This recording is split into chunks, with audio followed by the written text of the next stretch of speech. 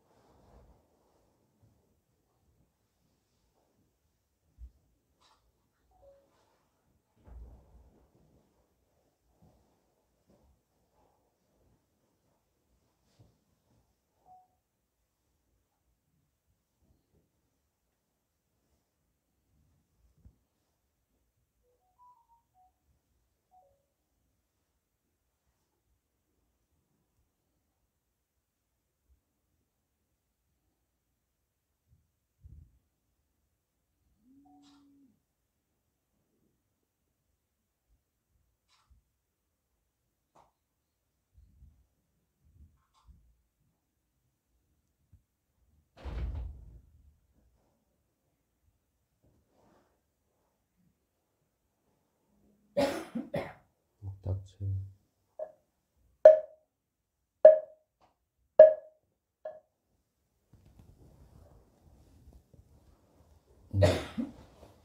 반갑습니다. 제가 질문을 몇 개 할게요. 선물도 주시나요?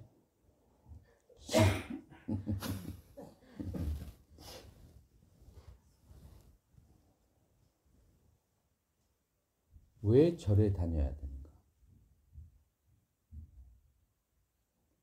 두 번째, 불교란 무엇인가? 불교 안 믿고도 살 수 있는데 왜 그렇잖아요. 안 믿고 사는 사람은 왜 불교를 꼭 믿어야만 하는가?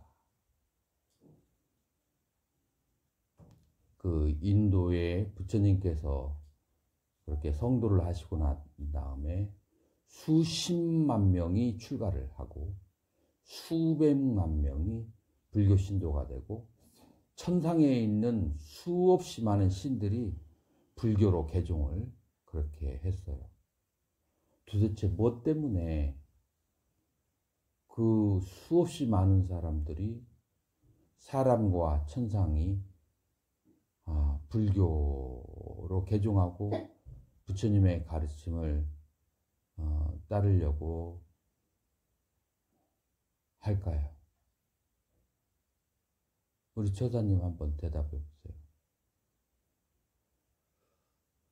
좋은 인생이 사랑에 의해서 고치되고 부처님 말씀에 따라서 인도되어지는 삶이 난 좋은 삶이라고 생각합니다. 부처님 가르침 없어도 잘 살 수 있잖아요, 거사님. 좀 더 잘 살기 위해서요. 그러면은 좀 더 잘 산다는 것은 어떻게 사는 게 좀 더 잘 사는 걸까요? 부처님 가르침에 보면 팔정대에 나오고 우리가 바르게 살기 위해서 그 기본이 바탕이 안 되지 않을까요? 팔정도를 여러분들 생활 속에서 실천하시나요? 쉽지가 않습니다. 쉽지가 않죠. 네. 그래서 팔정도를 실천할 수 없다면은 그 뭐라고 할까, 불교는 별로 잘 살게 하는데 도움이 못 되는 거죠. 그죠? 그러면은 우리 간음행보살님은 어떤 대답이 있는가? 고통에서 벗어나고 생사윤회에서 벗어나기 위해서 행복하기 위해서 마음의 평정을 찾고 고통을 벗어나기 위해서, 마음의 평정을 얻기 위해서, 윤회에서 벗어나기 위해서라고 대답을 했어요. 부처님의 가르침이 없으면은 고통이 심한가요? 집안에 우환이 많아요? 고통이, 부처님의 가르침이 없으면 마음이 평화롭지 않나요?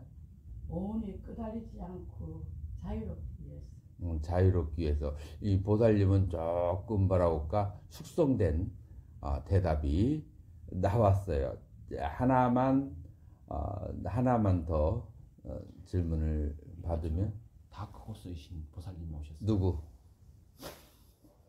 봉사의 회장님. 봉사의 회장님? 내가 꼭 불교가 필요한 이유. 부처님의 가르침을 내가 막 어떤 일이 있어도 영원토록 부처님을 따라야만 되는 이유가 뭐가 있을까요? 저는 개인적으로 좀 다니다 보니까 처음에는 몰랐지만 지금은 부처님 가르침을 여러 또 스님들 법문이나 경전이나 하면서 진리를 알아야 된다 싶어서 그러다 보니까 제 마음도 위안도 찾고 또 부처님 아까 말씀하셨듯이 불교에서는 서가모니 부처님의 근본적인 것은 해탈입니다. 자유로운 것입니다. 저도 그까지는 못되지만 첫째는 진리를 제대로 알아야만이 내 자신도 평화롭게 어떻게 살아가느냐는 것은 기본 방침이 되지 않겠나 저는 그렇게 생각합니다. 우리 보살님은 어때요? 네. 예, 불교가 왜 꼭 필요할까요?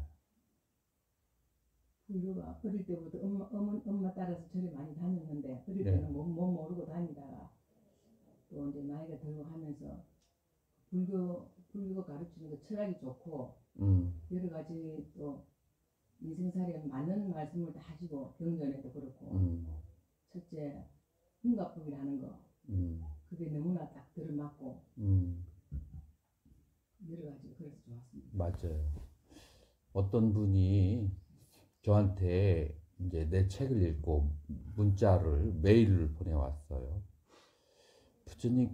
스님께서 혹은 부처님께서 인과를 강조하는데 그거 강조하지 않아도 생활을 살펴보면 자연의 이치를 살펴보면 다 아는 것을 왜 부처님께서는 그걸 강조해서 말씀하셨는지 이해가 안 된다고 누구나 다 아는 것이 아니냐고 그런 말을 그렇게 메일로 보내왔더라고요. 자, 첫 번째,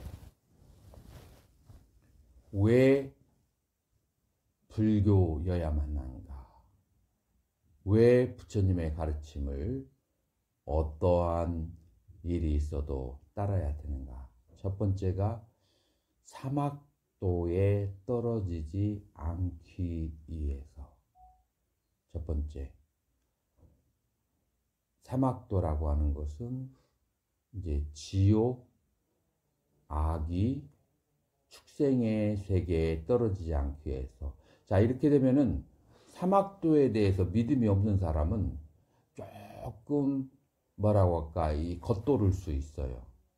겉도를 수 있는데 이건 부처님께서 직접 하신 말씀이야. 그러니까 이거는 이제 부처님의 말씀이 믿음이 가느냐 안 가느냐에 이제 문제가 되는 거예요. 여기서 믿음이 안 가지면은 불교가 이제 비닐에 쌓여져 있는 수박을 맛을 보는 것처럼 비닐 사이로 바깥으로 수박을 이렇게 핥으면 수박의 맛이 느껴질까요? 안 느껴져요. 마찬가지로 이게 부처님께서 하신 말씀이 믿어지지 않으면 그 다음부터 하는 얘기는 별로 가슴에 와닿지가 않아요. 자, 그래서 첫 번째로는 부처님께서 부처님의 가르침을 따르면 좋은 이유는 먼저 이제 이렇게 말씀해요. 여보게들 제발 사막도에랑 가지 마소. 사막도에 가면 참 인간답게 살 수가 없어. 지옥은 고통이 너무 심해서 바르게 살 생각을 할 수가 없고, 악귀는 너무 거기도 고통이 심해서 바르게 살 생각을 못하고, 음식을 침을 삼킬 때마다 목이 고통스러우니까 뭘 먹을 수가 없고 늘 배고픈 상태로 있는 거예요. 우리 재벌들 가운데서 혹은 중산층에 있는 사람 중에서 24시간 계속 돈 생각만 하고 돈 버는 생각, 그 다음에 돈 잃어버린 생각, 돈만 생각하면서 사는 사람 있잖아요. 이제 그런 사람들을 악귀라고 그래요. 뭐 욕망에서 하루 종일 욕망에서 벗어나지 못하는 사람. 그 다음에 축생은 무엇 때문에 가지 말라고 하느냐면은 어리석어서 진리의 세계로 행복의 세계로 나오기가 어렵고 자기 운명을 바꿀 수가 없다라고 하는 거예요. 그래서 부처님의 가르침을 믿고 따르게 되면 마치 무엇과 같으냐면은 사막도의 길에 떨어지지 않는다. 자, 불교에서 들어오면 첫 번째 뭐를 가르치죠? 계를 여러분들이 5계를 받잖아요. 그죠? 절에 오면은 5계를 받게 돼요. 무엇 때문에 5계를 받게 되죠? 5계를 지키기가 쉬워요, 어려워요? 우리 거사님들 쉽지가 않습니다. 어느 부분이 어려운가요? 다른 거는 5개 중에서 잘 안 되는 게 술 마시는 거. 술 마시는 거. 어떤 사람은 잘안 돼요. 어떤 사람은 술 마시는 게 어렵고 어떤 사람은 불살생이 어려울 수 있어. 왜냐하면 직업이 이제 그런 어업이나 아니면 도축업하고 관련돼 있거나 혹은 이제 술집하고 관련돼 있으면 불음주 요거 지키기 어렵고, 그 다음에 또 그 판매원을 많이 하는 분은 망어가 좀씩 그 양념 삼아서 조미료처럼 들어가야 되거든. 그래서 망어를 다스리기가 어렵고, 그럼에도 불구하고 부처님께서 불자가 되는 세 가지 조건 중에서 두 번째 조건이 5계예요. 자, 이 5계가 뭐하고 관련되어 있느냐면, 계라고 하는 것은 여러분들이 기차가 철로 위를 달리는 것과 같다라고 말할 수가 있어요. 기차가 프리덤, 자유를 얻기 위해서 철로 바깥으로 가면 어떻게 되죠? 사고가 발생해요. 자, 버스 노선이 있는데 자유를 얻기 위해서 옆으로 가버리면은 대형 사고가 발생하죠. 그래서 계를 지키는 이유는 어디로 떨어지고 탈선하는 것을 방지하냐면 지옥, 악이, 축생으로 가는 길을 방지하기 위한 철로라고 그렇게 말할 수가 있어요. 그래서 이 계를 5계를 지켜야만이 사막도에 떨어지지 않는다. 왜 그러한가 하면은, 첫 번째, 다른 생명을 해치게 되면 그러면은 그 생명들이 돌아와서 보복을 하게 돼요. 그래서 뭐가 많아요? 몸에 병이 많게 돼요. 그리고 죽음의 문턱에 돌아가서 다음 세상을 갈 때 자기에게 죽임을 당한 생명들이 몸을 변장을 해. 이쪽으로 오세요 하고서는 이렇게 꼬이는 거예요. 그리고서 어디로 데려가냐? 지옥이나 악이나 축생의 길로 그렇게 데려가 버리게 돼요. 그래서 저승사자가 내가 살생을 많이 하게 되면은 지옥, 악이, 축생에서 저승사자가 와서 데려가고, 내가 죽으려고 하는 사람을 많이 도와주면 그러면은 어디에서 저승사자가 와요? 천상의 세계에서 저승사자가 와서 데려가는 거예요. 자, 그래서 여러분들이 살생을 하지 않는 것, 남을 해치지 않는 것은 무엇과 관련되어 있느냐? 사막도에 떨어지지 않는 거하고 관련이 있다. 여러분들이 스리랑카를 가보면 코스탈레리아 그쪽으로 쭉 가보면 전부 다 천주교 신자예요. 어업을 종사하는. 불교 신자는 아무도 그거 하는 사람은 없어요. 그 다음에 시내 가운데에서 도축업 하는 사람들은 전부 다 무슬림 신자들이에요. 불교 신자들은 이 생명을 해치는 거하고 그래서 좀 가난해. 그래서 조금 가난한 게 좀 있어요. 그래도 계를 지키는 것이 이와 같은 것이 있다라고 하는 거예요. 자, 그래서 첫 번째 불살생에 이런 의미가 있고, 두 번째, 자, 도둑질을 하는 것이 왜 사막도에, 도둑질을 하면 어디에 주로 많이 떨어질까요? 아귀에 많이 떨어져요. 이제 탐욕을 가진다는 것은 인간이 가지고 있는 기본 권리예요. 그래서 탐욕 자체를 이제 인간 세상에서 나쁘다고는 말할 수가 없어요. 탐욕 자체가 그 바이브레이션으로 바꿔 놓도록 상전 스님이 미리 다 그걸 저기를 해줘야지. 그래서 이제 탐욕은 인간 세상의 기본적인 것인데, 문제는 뭐냐면은 노력하지 않고 대가를 취하려고 하는 거야. 불로소득. 그러니까 열심히 노력해서 노력한 대가로 욕심을 성취하는 것은 천상계에도 그건 존재해요. 그래서 욕망을 이 욕계에서는 완전히 벗어날 수가 없는데, 문제는 무엇이냐면은 노력하지 않고 대가를, 좋은 것을 얻으려고 하는 거. 그게 바로 뭐예요? 도둑질이라.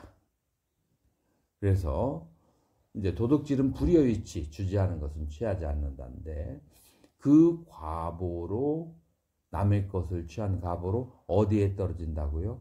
아귀세계에 떨어져요. 아귀세계에 떨어지면은 물건들이 많은데 먹을 것도 많고 마실 것도 많은데, 목에 들어가면은 목의 그 구멍이 바늘 구멍보다 더 작아가지고, 들어갈 때 무엇이든지 들어가면은 목에 엄청난 통증을 주는 거예요.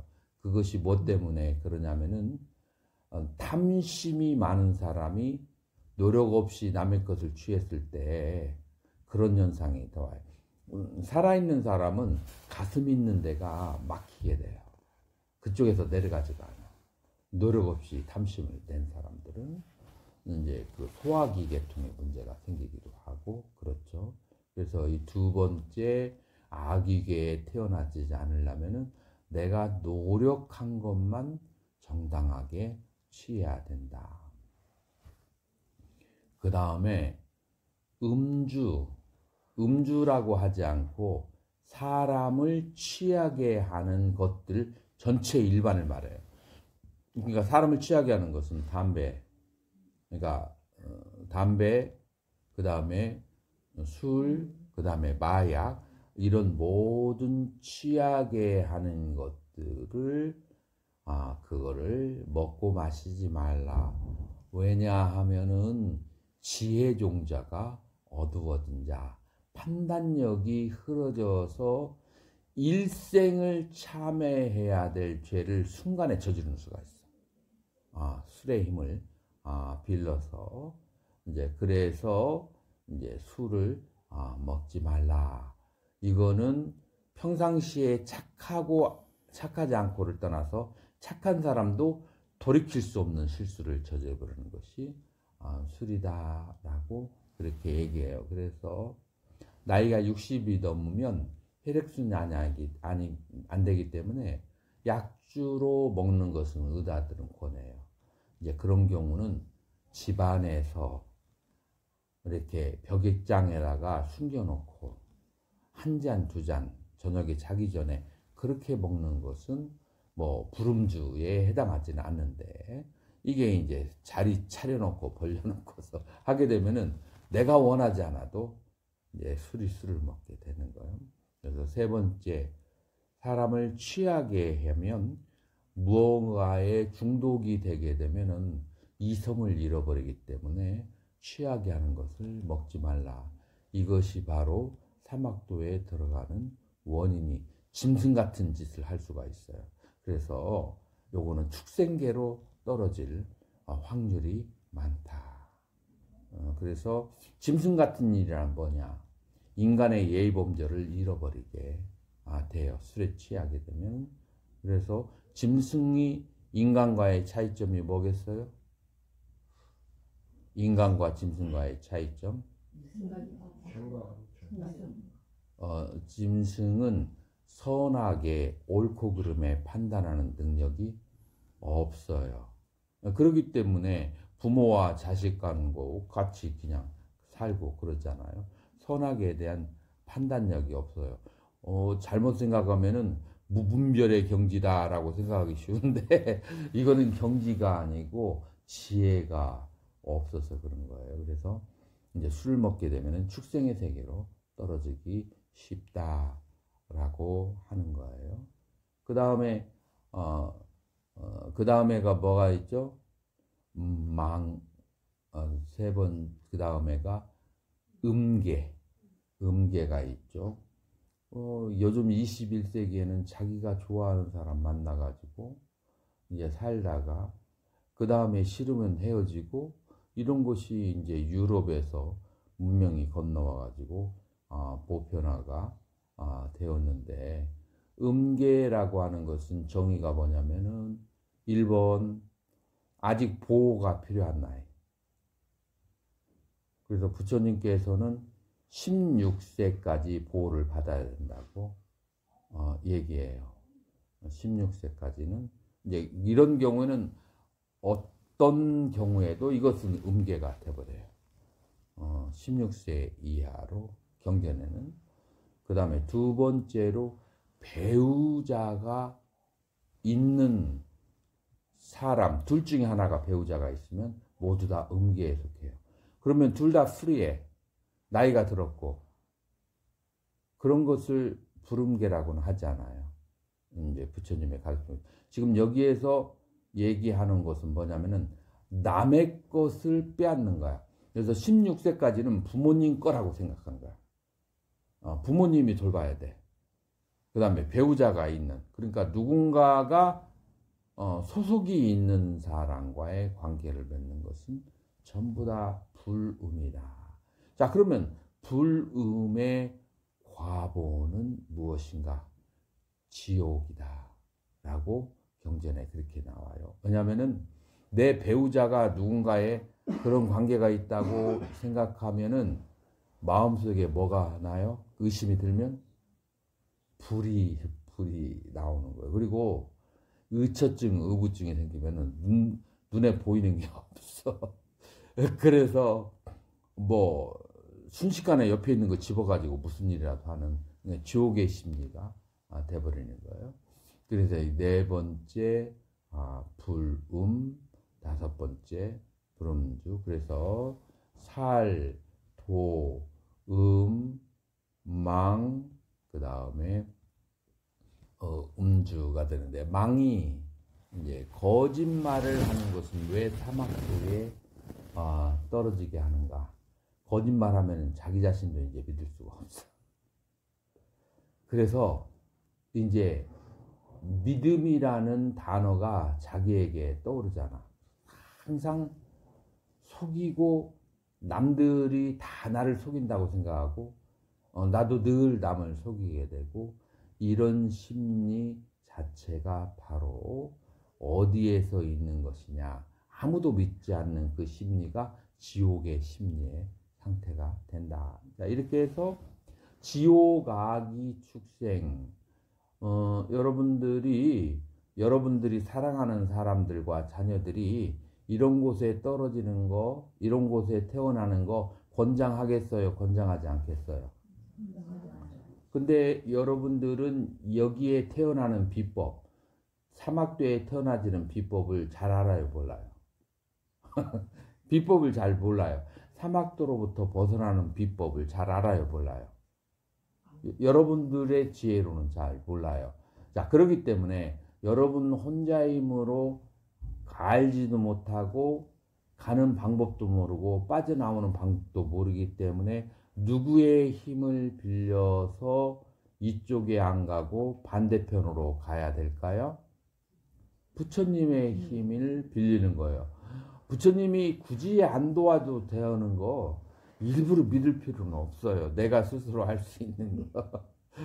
그래서 이런 것은 여러분의 능력 밖이야. 알지도 못하고. 그래서 사막도로부터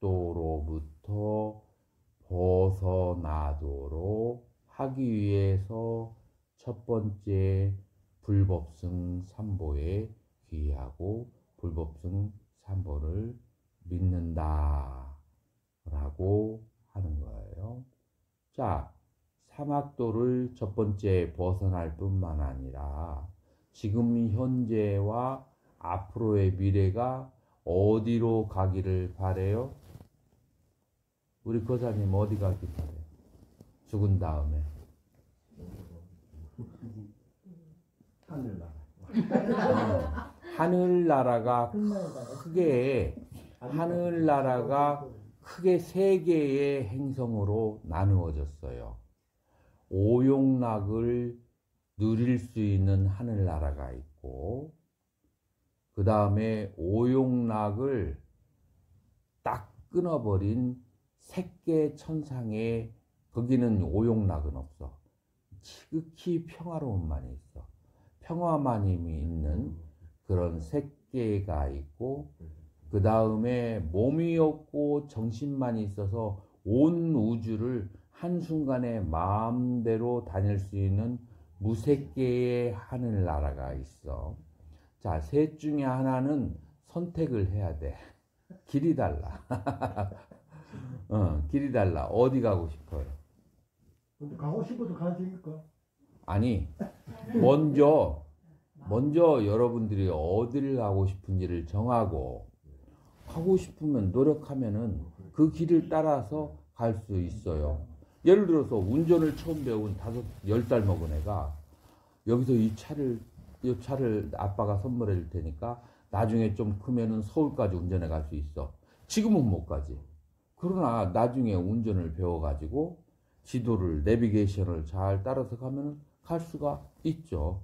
마찬가지로, 이 오용락을 누릴 수 있는 하늘, 그 다음에 그 평화가 있는 하늘, 자유자재로운 하늘, 여기를 내가 일단 가고 싶은 마음이 강하면 갈 수가 있어요. 여러분들 서울대, 연대고대 갈 수 있어요? 힘들겠죠. 그러나 불가능한 건 아니에요. 요즘에 서울대 미달이 여러 개가 나오는데. 그래서 쉽지는 않아. 그러나 불가능한 것은 아니에요. 방법을 따라서 가면. 자, 거사님 어디 가고 싶어요? 무색계로 가고 싶습니다. 아이고, 오용락이 없는데 거기 가서 무슨 재미가 있겠어? 일단 먼저 오용락을 누리는 천상에 한번 갔다가, 그 다음에 또 평화가 있는 천상에 갔다가, 그 다음에 무색계로 가고, 이렇게 골고루 누려보고 싶잖아요. 어차피 뭐 시간은 많은데 골고루 다 누려보고 싶어요? 네, 그러고 싶습니다. 골고루 누려보는 걸 전문 용어로 전초라고 그래. 전초. 우리 그 서릴 전초. 전문 용어로, 우리 불교학 전문 용어로, 일반 스님들 잘 몰라. 이 용어는 이제 아주 전문 용어예요. 그래서 네, 그렇게 가고 싶은 사람이 있고, 어떤 사람은 존재, 인간은 냄새가 나고 넌들이 가라. 인간 꼴도 보기 싫어. 그러면 바로 무색계로 갈 수 있어. 나고 죽는 거 두 번 다시 안 하고 싶어. 그러면 이제 해탈, 열반의 세계로 가는 거고, 자기가 원하는 대로 가는 거예요. 그러나 여러분들은 아직 오용락에서 완전히 벗어나지 못했기 때문에 오용락을 마음껏 즐길 수 있는 천상세계에 한번 가보는 것도 나쁘지가 않아요. 왜냐하면은 목표를 너무 높게 잡으면, 그러면은 너무 멀어서 가다가 중도에 포기할 수가 있거든요. 가까운데 먼저 가까운데 잡아서. 자, 그러면은 천상에 가는 방법을 부처님께서 말씀을 해줬어요? 안 해줬어요? 해주셨습니다. 해줬어요. 이거를 우리가 알 수 있어요? 없어요? 없단 말이에요. 그러니까 우리가 불교를 따르고 부처님의 가르침을 배우고 부처님에 대한 신앙을 가지는 거예요. 이거를 우리의 힘으로는 알 수가 없고 어떻게 가는지도 알 수가 없는 거예요. 자, 그래서 천상은 또 몇 개가 있느냐? 기독교에는 이 자세하게 잘 몰라. 예수는 너무 어려서 돌아가셔가지고 이런 세계를 다 일일이 다 경험할 시간이 없었어. 부처님은 그냥 85살까지 사셔가지고 모든 걸 다 경험할 수가 있었던 거예요. 천상이 6개로 나눠지게 되는데 첫 번째 천상이 뭐예요? 사천왕. 두 번째 천상은 도리천 혹은 33천. 세 번째 천상은 뭐예요? 도솔천. 왜 33천이냐면은 별이 33개가 계속 연결되어 있어. 마치 섬처럼. 그래가지고 그 각각의 별에 33분의 그 주인이 있어. 천왕이 있어. 그래가지고 33천이라고 그래요. 자, 도솔천. 도솔천은 뭐가 있는 곳이죠? 도솔천 내원궁이 있는 곳이에요. 내원궁에 누가 계시죠?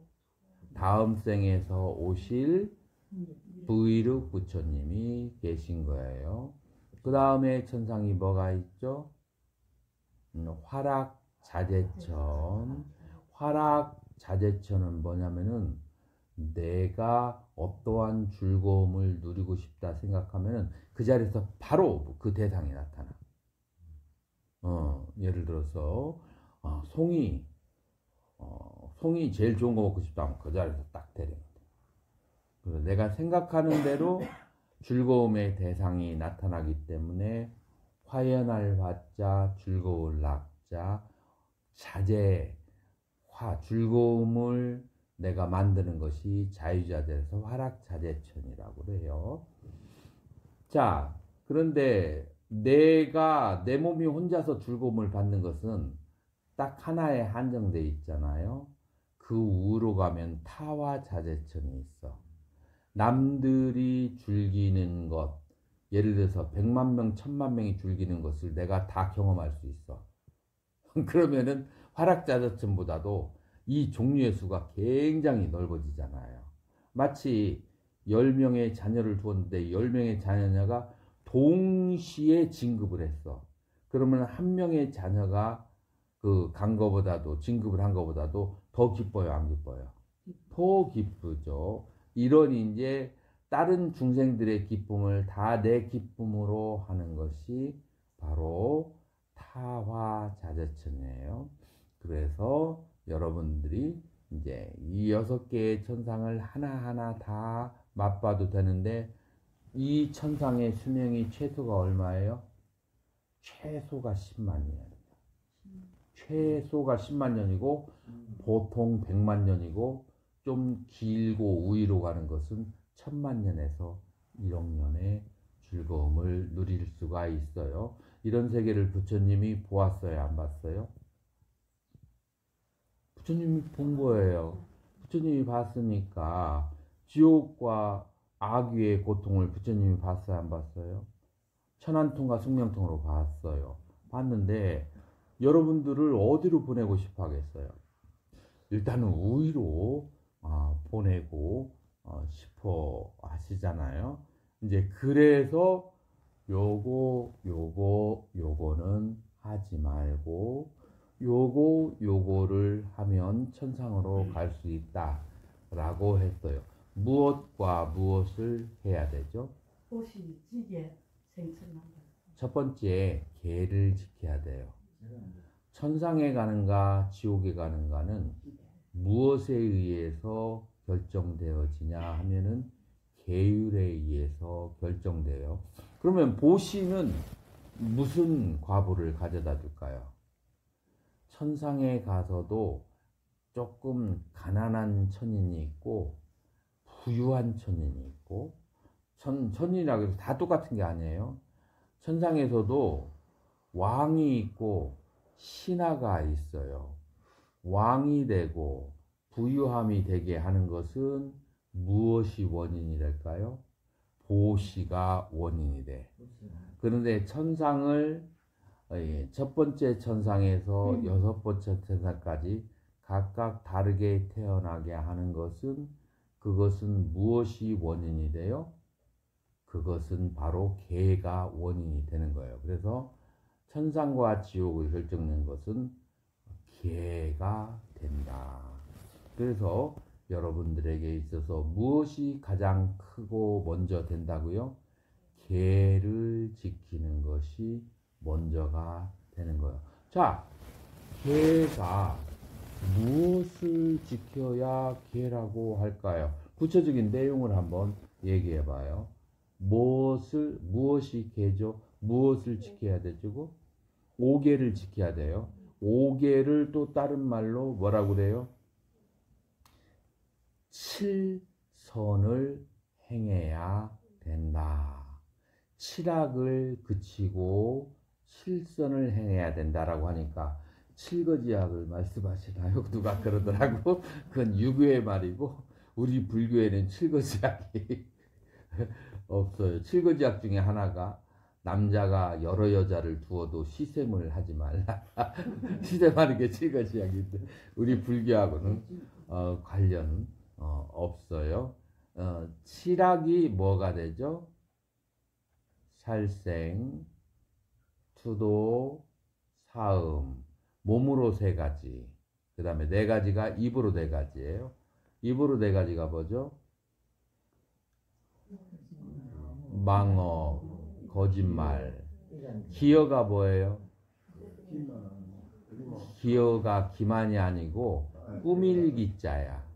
꾸밀 거. 근데 여기에 30%의 팩트를 가지고 있는데 거기에다가 양념을 70%를 붙여가지고 확 불려가지고 100으로 늘려서 얘기하는 거. 그런 사람 옆에 있어요, 없어요? 하나를 보면 3가지를 얘기를 해. 그래서 누가 길거리에서 마주치고 이제 얘기를 해. A동에 그 다음에 김씨하고 B동에 그 다음에 비보살하고 이제 저기 뭐지 나무 밑에서 얘기를 하고 있어. 이제 근데 이 사람이 말을 하면 뭐가 되냐면은 밤 1시에 두 사람이 호텔 앞에서 만나는 것을 봤다. 만나는 것을 보기는 봤는데 이제 좀 더 각색을 하고 확장을 한 말을 할 때 그런 습관을 가진 사람들이 있어요. 그런 걸 기허라고 그래요. 그러면 망언은 뭐예요? 망언은 기허하고 무슨 차이가 있어요? 100% 거짓말이야. 100% 거짓말은 망어고 살을 붙인 것은 기허가 되는 거예요. 그래서 진실어를 말해야 있는 팩트만 얘기를 해야 된다라고 하는 거예요. 3번째, 4번째는 뭐가 있죠?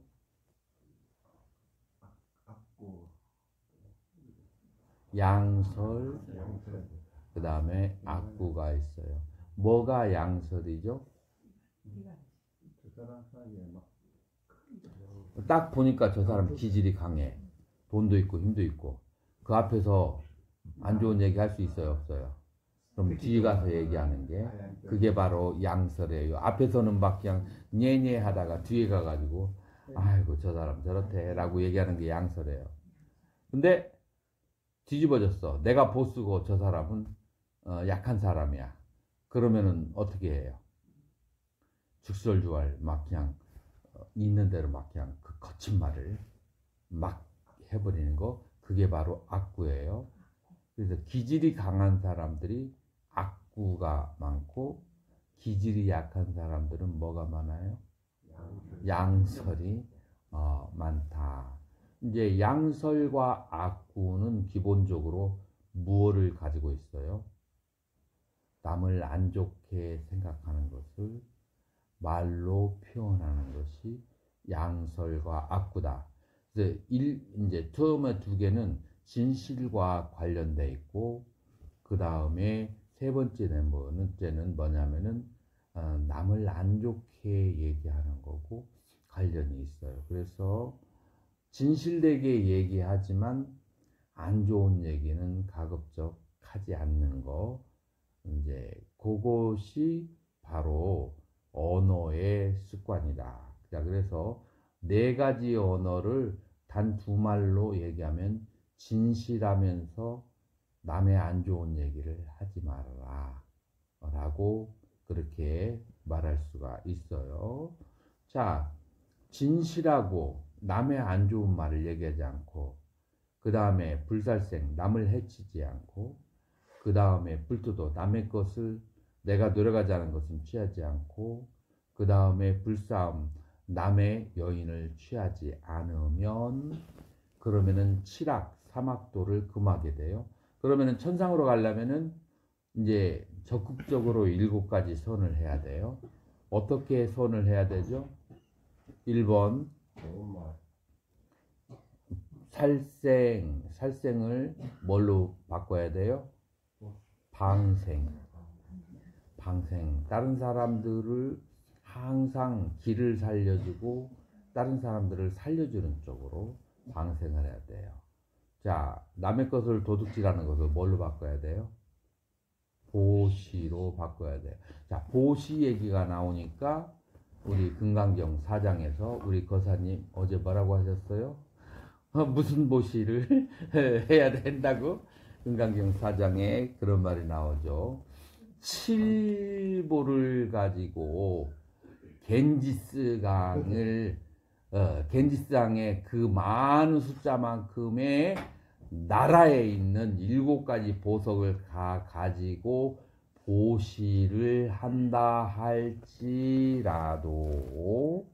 할지라도 이 무주상 보시의 공덕에는 미치지 못한다라고 하는 얘기하고, 지금 여기에서 보시, 그래서 살생의 반대말은 방생이고, 그 다음에 도둑질의 반대말은 보시고, 그 다음에 삿된 음행의 반대말은 청정행이고, 망어의 반대말은 진실어, 그 다음에 기어의 반대말은 고든말, 그 다음에 양설의 그 반대말은 화합어, 악구의 반대말은 부드럽고 유화한 말이 되는데, 지금 이쪽에서 그깟 보시보다도 무주상 보시를 하라고 한 거하고, 여기에서 칠악에 반대되는 칠선의 보시를 하러 가는 거하고 서로 매치가 되나요? 아니면 충돌이 되나요? 자, 우리 거사님 충돌이 돼요? 충돌이 안 돼요? 충돌이 되죠. 우리 거사님의 머릿속에서는 충돌이 되는 거야. 원래 충돌이 안 돼. 근데 거사님의 이해력에서는 충돌이 되는 거예요. 누가 이거를 왜 충돌이 안 되는지 얘기할 수 있나요? 천상에 가려면은 그러한 유주상 보시를 해야 된다. 그래서 어떤 천상, 오용락을 누리는 천상은 유주상 보시를 하고, 평화가 있는 천상 유주상 보시를 해야 되고, 그 다음에 몸이 없는 정신이 자유로운 천상, 그거는 유주상 보시를 해. 그러면 언제 무주상 보시를 하게 되는 거예요? 금생에 해탈 열반을 성취할 사람에게는 무주상 보시를 해. 열반이라고 하는 것을 숫자로 잡거나 장소를 말하거나 여기다 저기다라고 말할 수가 있나요? 그 무엇이라고 이름도 형상도 붙일 수가 없잖아요.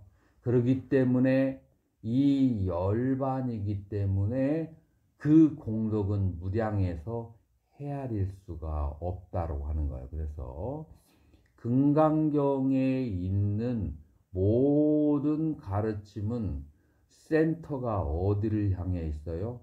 열반으로 향해 있어요. 이거를 분명하게 알아야만 돼요. 우리 거사님 이해가 돼요?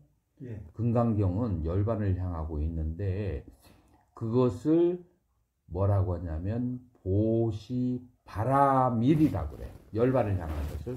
왜 바람일이라고 하냐면은 바람 있다의 그 준말이 바람일인데, 바람은 저 세상 피안을 말해.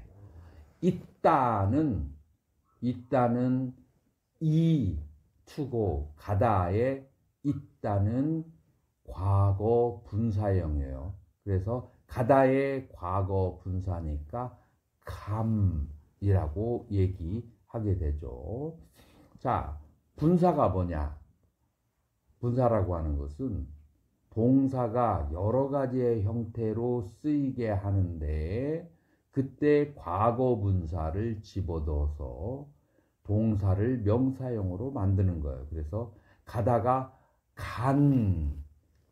가버린 그런 뜻이 돼요. 그래서 피안에 가버린, 그러니까 바람일은 뭐냐면은 열반에 가게 하는, 열반에 가버리는 길이라는 거예요. 그래서 여러분들 바람일이라고 하는 것을 혼용하고 착각하면은 그러면은 많은 문제점이 있게 돼요. 그래서 육바람일이라고 하는 바람일, 보시바람이라고, 보시하고는 달라요. 이 보시는 세간적 보시라고 하고, 그 다음에 보시바람일은 출세간적 보시, 그것은 열반을 향하게 하는 거고, 그냥 일반적으로 보시는 뭐예요?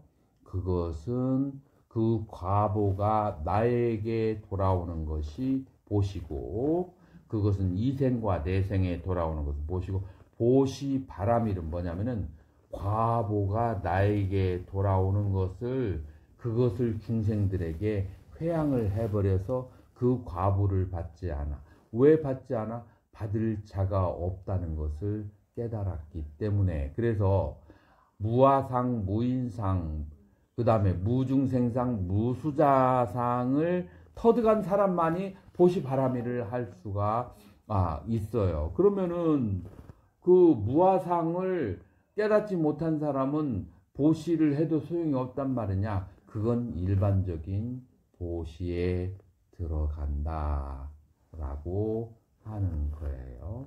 우리가 음식을 먹을 때 두 가지가 있는데, 내 몸을 내가 맛있으려고 음식을 먹는 것이 있고, 두 번째로는 해탈하기 위해서 음식을 먹는 게 있고, 두 가지가 있어요.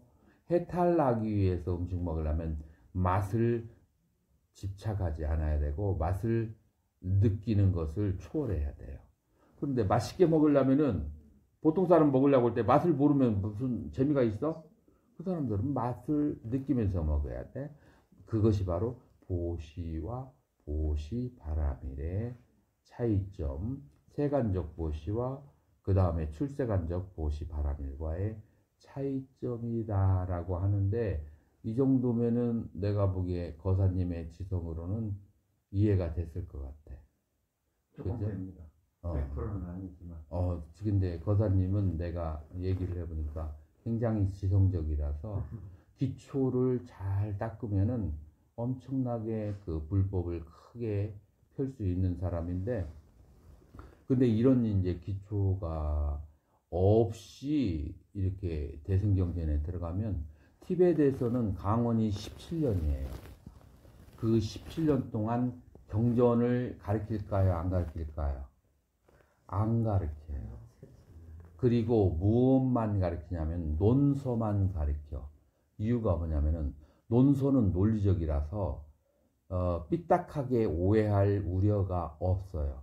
근데 경전은 부처님의 경지에서 살아가기 때문에 경지가 안 맞는 사람은 무당은 무당대로 이상하게 해석하고 철학과는 철학관대로 이상하게 생각해요. 천차만별 똑같은 경전을 천만 가지로 다르게 생각을 해. 그래서 논리성이 없어. 경전을 이해하는데. 그래서 티베트 불교에서는 경전을 안 가르쳐요. 경전은 완전히 득도한 다음에 보도록 해요. 이게 티베트 불교의 특징인데 이것도 우리가 참고해야 될 필요가 있어요.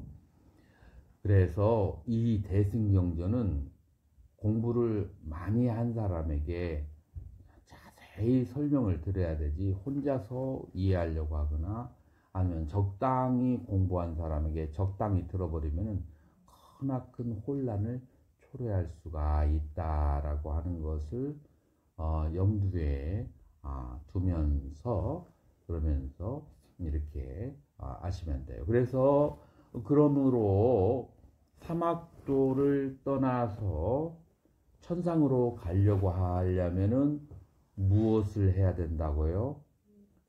바로 천상으로 가려고 하면은 보시, 지게, 바라미를 닦아야만 된다. 그걸 확장을 하면은 방생, 그 다음에 두 번째로는 보시, 세 번째로는 청정행, 네 번째로는 진실어, 다섯 번째 고든 언어, 여섯 번째 화합어, 일곱 번째 부드러운 말, 이런 식으로 일곱 가지의 구억과 신억을 긍정적으로 돌리게 되면 그러면은 천상에서 좋은 곳에 태어나게 된다라고 할 수가 있는 거예요. 그래서 여러분들이 어렸을 때는 이렇게 생각하죠. 너 커서 뭐 될래? 무조건 애들은 대통령 제일 높은 것을 이제 제일 남들이 좋다고 생각하는 것을 하다가 고등학교 졸업할 때쯤 되면 더 이상 대통령 얘기 하나요, 안 하나요? 안 해요. 현실을 이제 깨닫기 시작해. 그래서 현실적인 목표를 세우기 시작하죠. 그래서 이제 우리 불자들은 현실적인 목표를 세우는 것을 뭐라고 하냐면 서원이라고 그렇게 얘기해요. 그래서 스님들이 가는 길은 해탈의 길이라고 하면 불자들이 가는 길은 천상의 길이다. 그래서 부처님께서 재가인들에게 열반하는 방법을 설했을까요? 생전에 설하지 않았을까요? 설하지 않았어요. 그리고 보시와 지게를 통해서 천상에 가는 것을 설했어요. 그러니까 더 높은 것을 배우려고 하면은 머리 깎고 들어와라. 부처님께서는 그랬어요. 한 일화가 있는데 아나따 빈디까 이 사람이 누구죠? 금강경에 나오는 기원정사를 지은 분이 바로 아나따 빈디까예요. 아나타 하면은 나타 의존, 아나타 의존할 것이 없는 그런 사람들에게 빈다 밥 한 덩이를 이까 나눠주는 사람. 그래서 기수 극고독 장자라고 한역을 했는데 원래 뜻은 뭐냐면은 의지할 곳 없는 자에게 밥을 나눠주는 사람이라고요. 요즘에는 그런 사람 뭐라고 하죠? 우리 관음행 보살도 토요일마다 누룽지 봉사.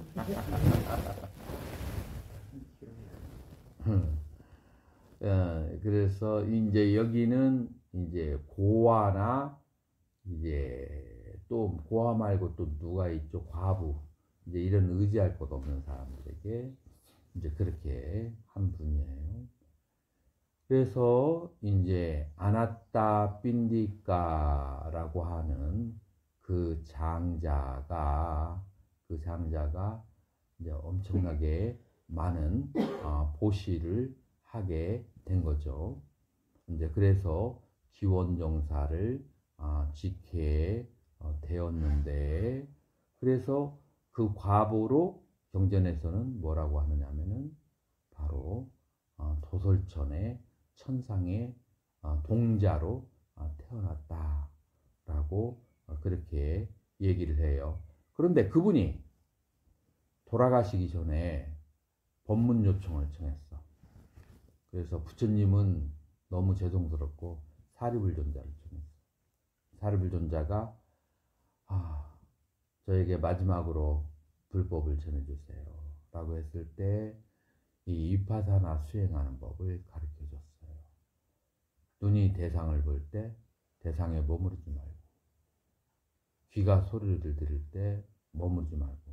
그러니까 아나타 빈디카가 병상에서 발딱 일어나는 거야. 나 생전에 부처님에게 이런 말씀 들어본 적 없다고.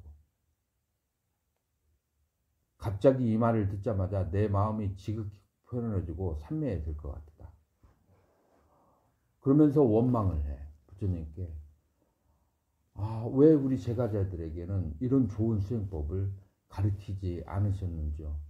우리들 중에서 마음의 준비와 몸의 준비가 된 사람은 이런 법을 들으면 바로 깨달음을 얻을 수 있는 사람이 있는데 라고 하면서 사리불존자에게 이 제 소원을 넣어달라고 그렇게 부탁하면서 열반했더니 죽는 장면이 나와요.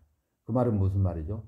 제가자들에게 그런 바람일, 열반에 들어가는 것을 얘기하지 않았어요. 왜냐하면 부부가 있는데 열반의 길을 얘기한다면 부부간에 서로 도와주고 살 수가 없어.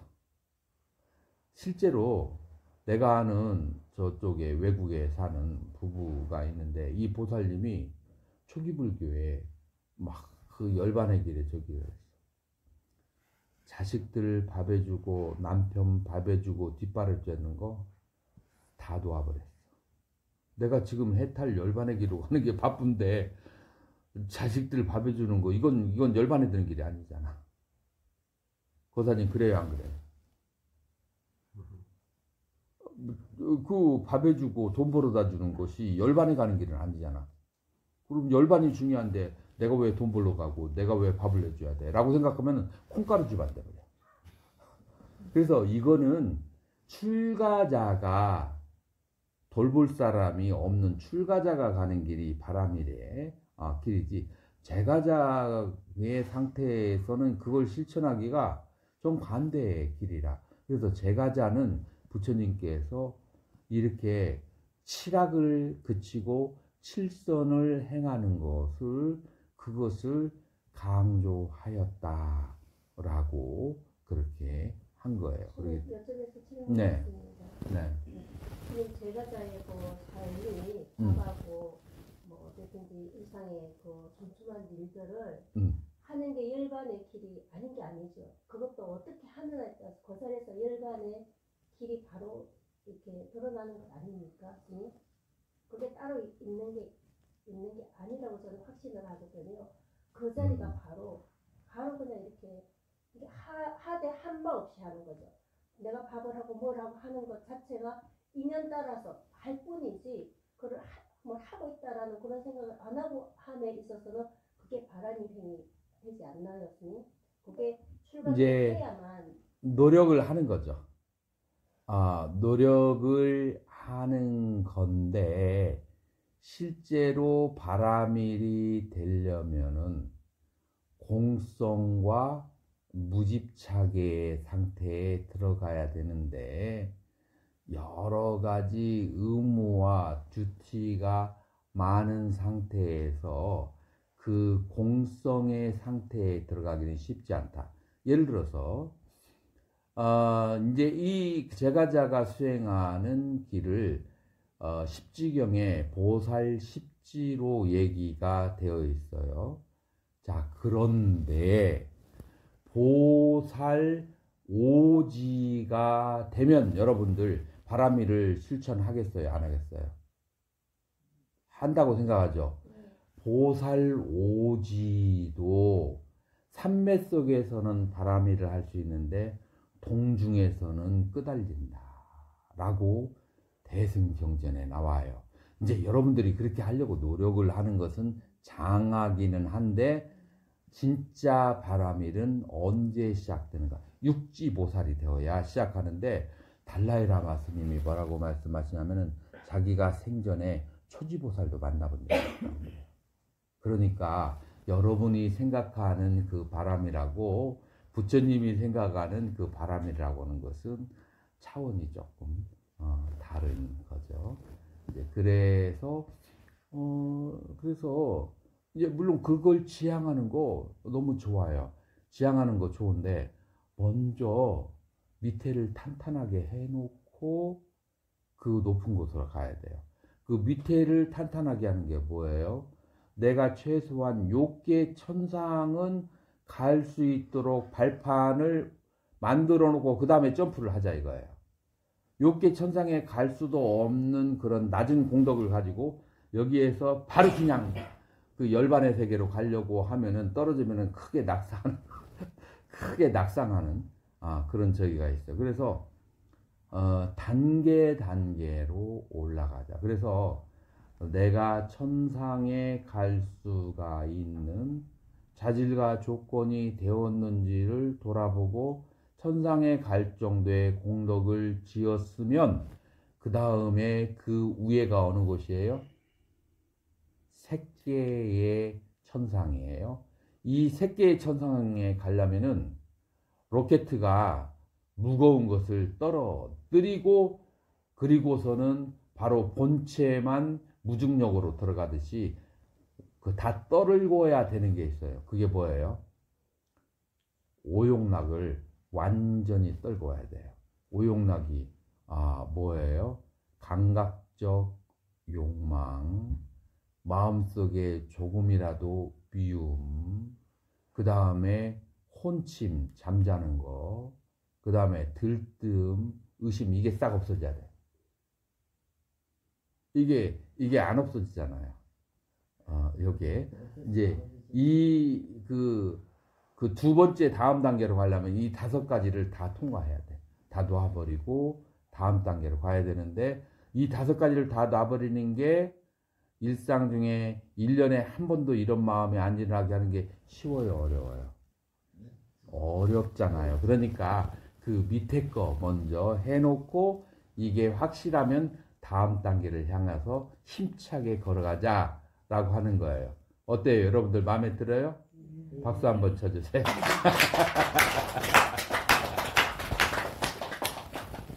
그러면 예. 일반 제가 볼 때는 5개를 지키려고 물론 노력은 많이 합니다. 그래도 저뿐만 아니고 한두 가지 있으면 다 지키지 못하고 그렇죠. 이렇게 한부터 들어와서 가려고 노력을 하는데 또 실수도 많이 있고 그런데 자기는 어용락 쪽으로는 어깨살 정도까지는 가고 싶어 하는데 지금 저는 가보는 있고 그래서 나중에 막판에 가서 노력을 많이 했단 말입니다. 예. 지금 제일 자기는 알고 그렇죠. 보시다 하고 수행도 하고 그래가지고 했는데 그런 하면 어느 정도의 갈 수 있는 그 확률은 좀 높아집니까? 거기에 방법이 두 번째 방법이 있어요.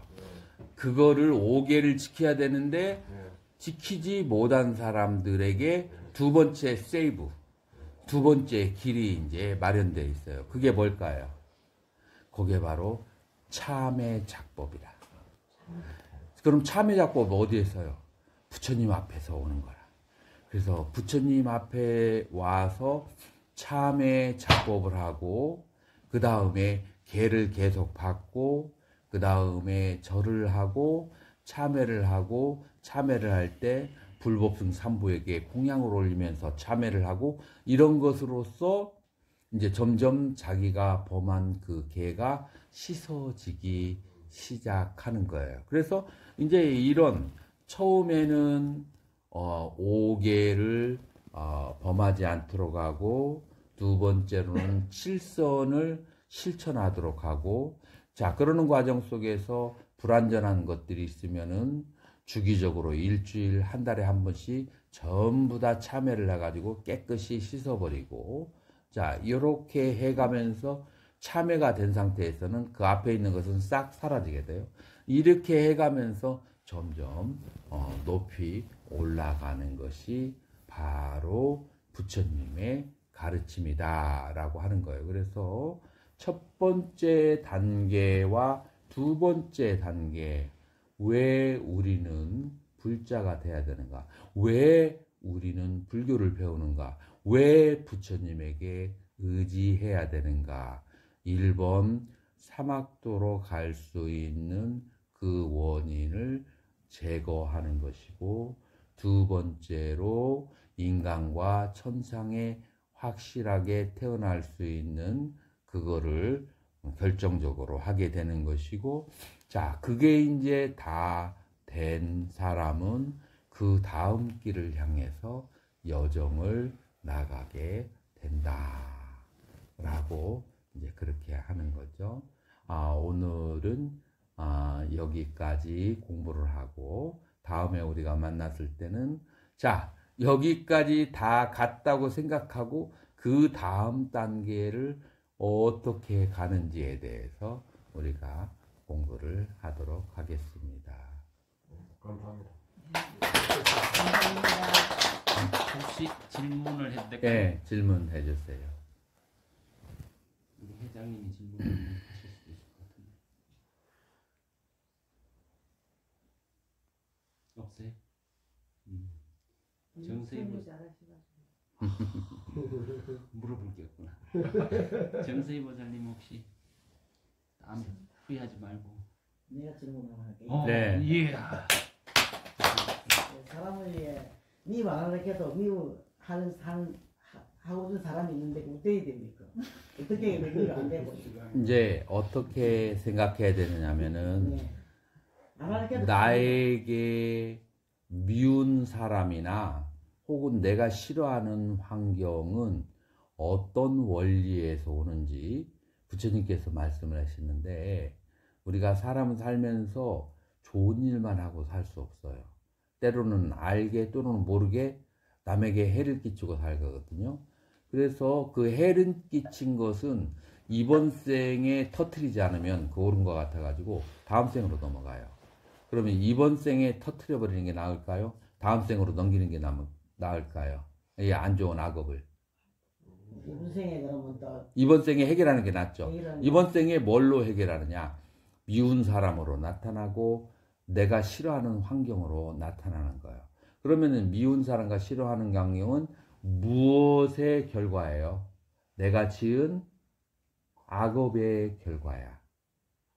내가 지은 악업의 결과. 마치 이것을 마이너스 통장을 1억을 빌렸다고 해봐. 자, 그러면은 마이너스 통장에 1억 원의 빚을 갚아야 되는 것처럼, 내가 미워하는 사람, 나를 괴롭게 하는 사람과 내가 안 좋은 사람이 왔을 때 여기서 더 안 좋은 악업을 지어버리면은 또 마이너스 통장이 늘어나. 그것을 참고 견디는 무슨 바람이라고 그래요? 인욕바람이. 이럴 때 인욕이 필요한 거예요. 그래서 악업이 나타날 때는 인욕바람이를 수행을 해야 된다. 근데 견디기가 쉬워요, 어려워요? 쉬워요, 어려워요? 어렵죠. 어려우니까 법당에 와서 관세음보살, 지장보살을 힘차게 불러봅시다. 박수 치세요. 하나만 더. 예. 모든 사람도 그렇겠지만 특히 저도 그래요. 뭐 기도 좀 하기도 하고 사람이 여러 가지 다들 하는데 번뇌가 좀 많아요. 이 번뇌를 어떻게 정신일도 하사불성이라고 어떻게 좀 잘 잡아야 돼요? 여기서 번뇌라고 하는 것은 잡념이 될 거예요. 이 잡념은 마음이 기가 머리에 올라와 있으면 잡념이 생겨요. 그래서 기를 단전이나 발바닥으로 내려야 돼요. 그래서 단전이나 발바닥으로 내리는데, 발바닥으로 내리는 것은 경행, 단전으로 내리는 것은 요가 혹은 절을 하시면 돼. 그래서 우리 대학원에서 22일인가 5일날 2박 3일 공부하는 게 있어요. 그래서 혼자서 잘 안 되시면 그럴 때 한 며칠 와가지고 수행을 하시면 그 방법이 터득이 돼요. 그래서 길을 내리면은 훨씬 더 잡념이 사라지게 된다. 어디로? 발바닥으로, 단전으로. 그래서 혹시 다른 분은 질문 있습니다. 박미숙 보살님은 없어요? 그러면 어느 정도 없으면 오늘 좋은 법문 해주신 성가대학 원장님께 3배로 예를 올리겠습니다. 힘드신 분은 서서 장목하셔야 됩니다. 반배 1배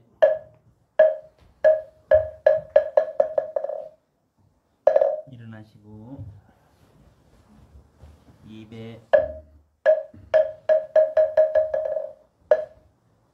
일어나시고 3배 고두레 이마 앞에 합장하시고 일어나시고 반배 감사합니다. 이것은 잘 포장해서